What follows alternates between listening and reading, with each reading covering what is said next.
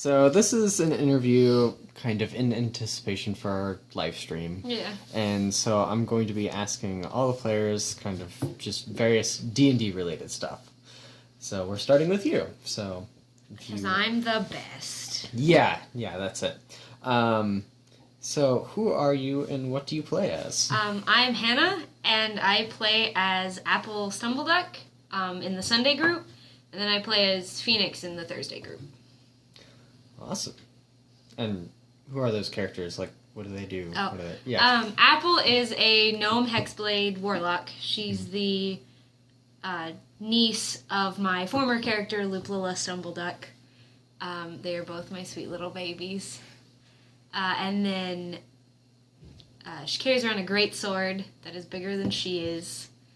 Her hair is about as long as she is. Mm-hmm. Very impractical along the ways of fighting and all of that. And then Phoenix is the daughter of a crime lord in Twilight Town, and she is a Fire Ganassi sorcerer. Yeah. So most of these questions are directed towards you as a player. And so we're going to start with what got you first started into Dungeons & Dragons? How did you first discover it? So I was at community college, and I had this friend named Tyler who called me, for some reason, Hanene. And he wanted to get a Dungeons & Dragons group started because our college library had all of the materials that we would need to play. And he started gathering a bunch of us together and said, hey, I'm starting a campaign. If you want to check it out, we can teach you how to play. It's really easy. And my roommate and I actually decided to go together. And I made my very first character, who was a lawful good drow bard. And I hated her. I absolutely hated her. Do you remember her name? I think it was like Valia or something like Okay. that. But we started in the middle of a campaign that Tyler had been running for a while. And we show up, and somebody gets impaled by a triceratops. And then we find the deck of many things. And then I drew 2 cards from the deck of many things. Mm-hmm. The first one gave me like 5 levels. Always The nice. second one changed my alignment from lawful good to chaotic evil. And I ended up with the slave. In the form of like a 12-year-old human boy.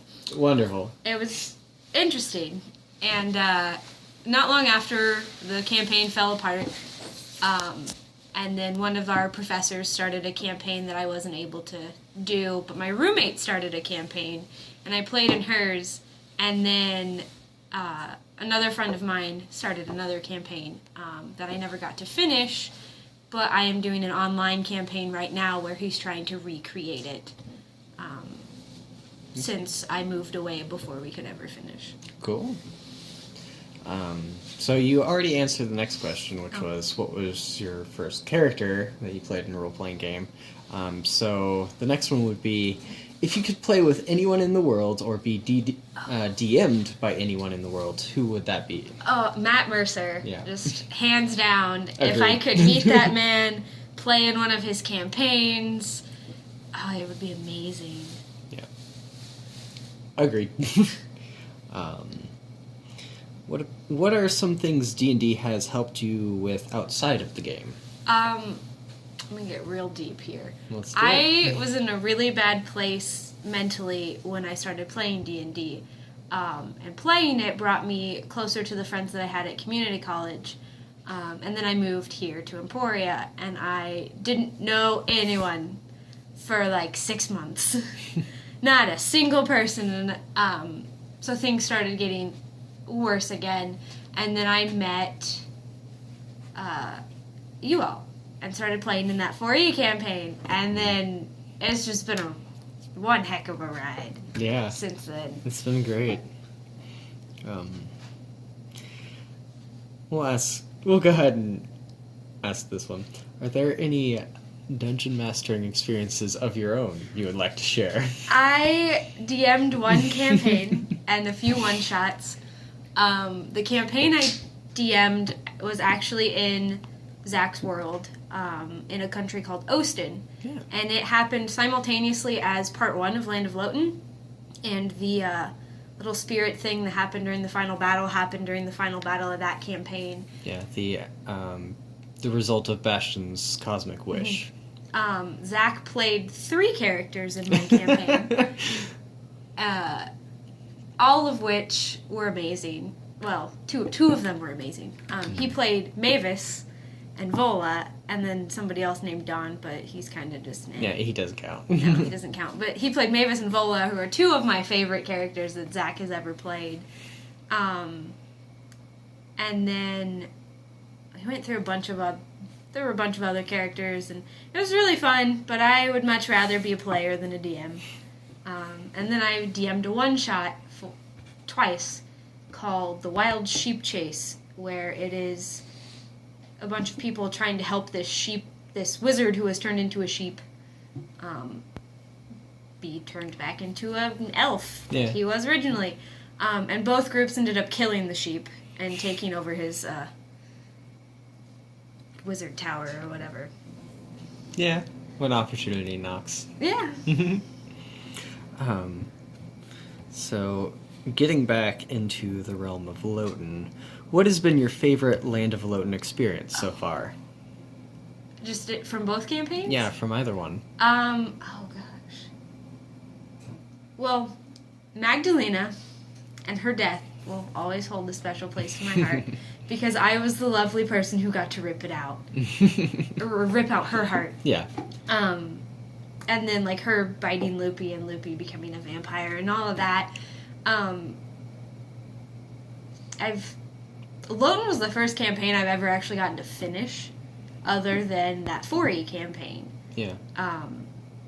So it's been really interesting to see how, like, my character grew and expanded throughout the campaign, and then how I was able to, like, take, like, a descendant of hers for part 2 and be able to continue. And hopefully she doesn't die so I can just not kill off the Snumbleducks. Continue the line. Yeah, Luplo definitely had such an interesting development as she went through. Unexpected, but very enjoyable to watch. She's one of my favorite characters that I've ever played. Apple and Phoenix being the other 2. Yeah. What are some things you hope to see in the future of the story that we're running right now? I want Loopy's vampirism to be cured. Like, I want Apple to find a cure for her aunt. Mm-hmm. I ship Apple and Sean so freaking hard, and I want that to happen. And I want Apple to grow up a little bit, because she is, like, 28, which is pretty young for a gnome. Yeah. And while she is, like, physically mature, she has a lot of growing up to do. So I want her to grow up a little bit, and maybe not hate Nora so much. Yeah. Working on that. We're trying. Mm-hmm. And then, finally, one more question. What is some advice you would give to players looking to start playing for the first time?